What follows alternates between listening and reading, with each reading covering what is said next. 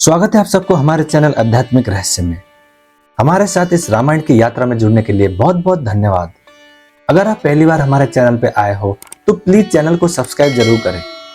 तो चलिए शुरू करते हैं। अयोध्या कांड 32वां सर्ग।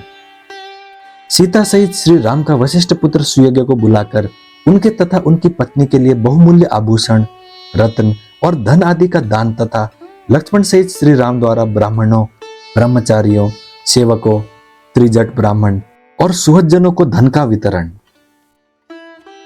तदंतर अपने भाई श्री राम की प्रिय कारक एवं हितकर आज्ञा पाकर लक्ष्मण वहां से चल दिए। उन्होंने शीघ्र ही गुरुपुत्र सुयज्ञ के घर में प्रवेश किया। उस समय विप्रवर सुयज्ञ अग्निशाला में बैठे हुए थे। लक्ष्मण ने उन्हें प्रणाम करके कहा, सखे, दुष्कर कर्म करने वाले श्री रामचंद्र जी के घर पर आओ और उनका कार्य देखो। सुयज्ञ ने मध्याह्न काल की संध्योपासना पूरी करके लक्ष्मण के साथ जाकर श्री राम के रमणीय भवन में प्रवेश किया, जो लक्ष्मी से संपन्न था। होम काल में पूजित अग्नि के समान तेजस्वी वेदवेत्ता सुयज्ञ को आया जान सीता सहित श्री राम ने हाथ जोड़कर उनकी अगवानी की। तत्पश्चात ककुस्थ कुलभूषण श्री राम ने सोने के बने हुए श्रेष्ठ अंगदों, सुंदर कुंडलों, सुवर्णमय सूत्रों में पिरोई हुई मणियों, कुएरों, वलयों तथा अन्य बहुत से रत्नों द्वारा उनका पूजन किया। इसके बाद सीता की प्रेरणा से श्री राम ने सुयज्ञ से कहा, सौम्य, तुम्हारी पत्नी की सखी सीता तुम्हें अपना हार, सुवर्ण सूत्र और करधनी देना चाहती है। इन वस्तुओं को अपनी पत्नी के लिए ले जाओ। वन को प्रस्थान करने वाली तुम्हारी स्त्री की सखी सीता तुम्हें तुम्हारी पत्नी के लिए विचित्र अंगद और सुंदर केयूर भी देना चाहती है।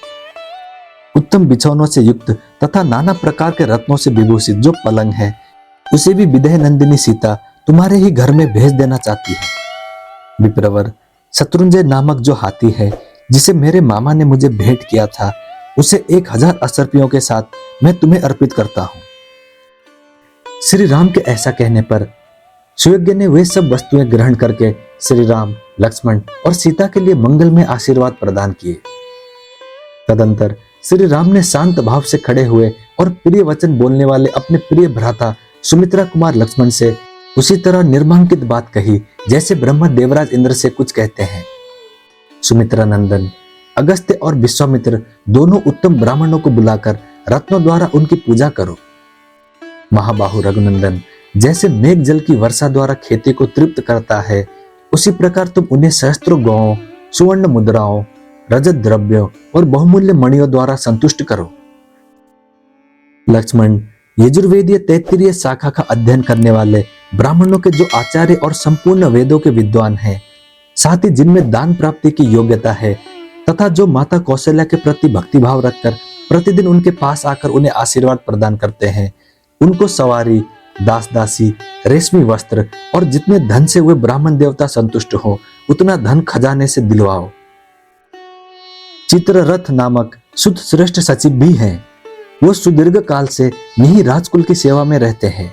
इनको भी तुम बहुमूल्य रत्न, वस्त्र और धन देकर संतुष्ट करो।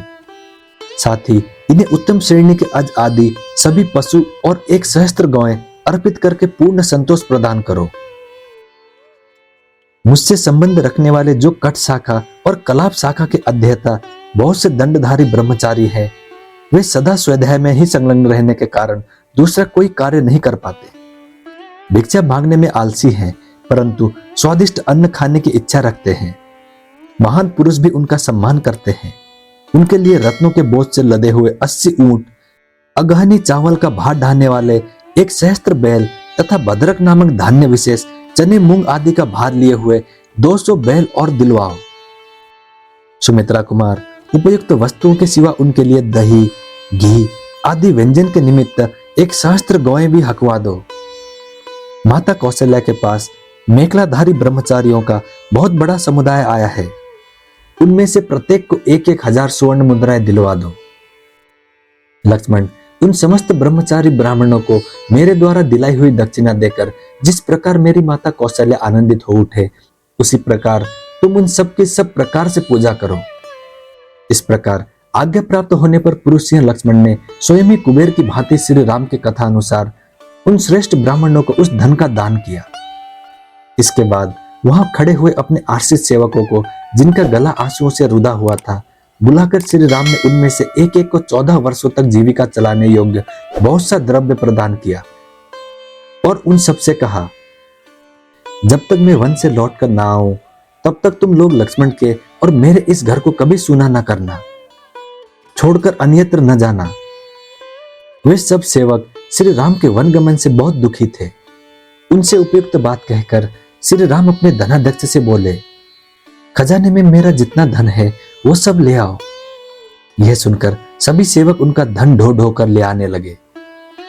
वहां उस धन की बहुत बड़ी राशि एकत्र हुई दिखाई देने लगी, जो देखने ही योग्य थी। तब लक्ष्मण सहित पुरुष सिंह श्री राम ने बालक और बूढ़े ब्राह्मणों तथा दीन दुखियों को वो सारा धन बंटवा दिया। उन दिनों वहां अयोध्या के आसपास वन में त्रिजट नाम वाले एक गर्ग गोत्रीय ब्राह्मण रहते थे। उनके पास जीविका का कोई साधन नहीं था, इसीलिए उपवास आदि के कारण उनके शरीर का रंग पीला पड़ गया था। वे सदा फाल, कुदाल और हल लिए वन में फल मूल की तलाश में घुमा करते थे। वे स्वयं तो बूढ़े हो चले थे, परंतु उनकी पत्नी अभी तरुणी थी। उसने छोटे बच्चों को लेकर ब्राह्मण देवता से यह बात कही, प्राणनाथ, यद्यपि स्त्रियों के लिए पति ही देवता है, अतः मुझे आपको आदेश देने का कोई अधिकार नहीं है, तथापि मैं आपकी भक्त हूं, इसलिए विनय पूर्वक यह अनुरोध करती हूं कि आप यह फाल और कुदाल फेंक कर मेरा कहना कीजिए। धर्मज्ञ श्री रामचंद्र जी से मिलिए। यदि आप ऐसा करें तो वहां अवश्य कुछ पा जाएंगे। पत्नी की बात सुनकर ब्राह्मण एक फटी धोती, जिससे मुश्किल से शरीर ढक पाता था, पहनकर उस मार्ग पर चल दिए जहां श्री रामचंद्र जी का महल था। भृगु और अंगिरा के समान तेजस्वी त्रिजट जन समुदाय के बीच से होकर श्री राम भवन की 5वीं ध्रुवियों तक चले गए, परंतु उनके लिए किसी ने रोक टोक नहीं की। उस समय श्री राम के पास पहुंचकर त्रिजट ने कहा, महाबली राजकुमार, मैं निर्धन हूं, मेरे बहुत से पुत्र हैं, जीविका नष्ट हो जाने से सदा वन में ही रहता हूं, आप मुझ पर कृपा दृष्टि कीजिए। तब श्री राम ने विनोद पूर्वक कहा, ब्राह्मण, मेरे पास असंख्य गौएं हैं, इनमें से एक सहस्त्र का भी मैंने अभी तक किसी को दान नहीं किया है। आप अपना डंडा जितनी दूर फेंक सकेंगे वहां तक की सारी गौएं आपको मिल जाएंगी। यह सुनकर उन्होंने बड़ी तेजी के साथ धोती के पल्ले को सब ओर से कमर में लपेट लिया और अपनी सारी शक्ति लगाकर डंडे को बड़े वेग से घुमाकर फेंका। ब्राह्मण के हाथ से छूटा हुआ वह डंडा सरयू के उस पास जाकर हजारों गांव से भरे हुए गोष्ठ में एक सांड के पास गिरा। धर्मात्मा श्री राम ने त्रिजट को छाती से लगा लिया और उस सरयू तट से लेकर उस पार गिरे हुए डंडे के स्थान तक जितनी गौएं थी उन सबको मंगवाकर त्रिजट के आश्रम पर भेज दिया। उस समय श्री राम ने गर्गवंशी त्रिजट को सांत्वना देते हुए कहा, ब्राह्मण, मैंने विनोद में यह बात कही थी, आप इसके लिए बुरा न मानिएगा। आपका यह जो दुर्लभ तेज है, इसी को जानने की इच्छा से मैंने आपको यह डंडा फेंकने के लिए प्रेरित किया था। यदि आप और कुछ चाहते हो तो मांगिए। मैं सच कहता हूं कि इसमें आपके लिए कोई संकोच की बात नहीं है। मेरे पास जो जो धन है वो सब ब्राह्मणों के लिए ही है।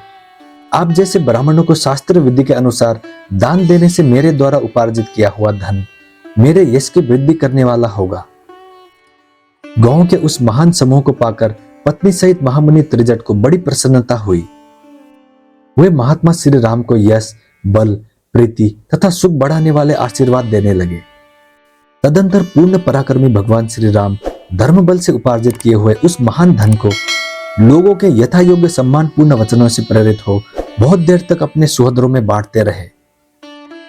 उस समय वहां कोई भी ब्राह्मण, सुहद्र, सेवक, दरिद्र अथवा भिक्षुक ऐसा नहीं था जो श्री राम के यथा योग्य सम्मान, दान तथा आदर सत्कार से तृप्त न किया गया हो। इस प्रकार श्री वाल्मीकि निर्मित आर्ष रामायण आदि काव्य के अयोध्या कांड में 32वां सर्ग पूरा हुआ। मैं उम्मीद करता हूं श्री राम जी आपकी सारी मनोकामनाएं पूरी करें।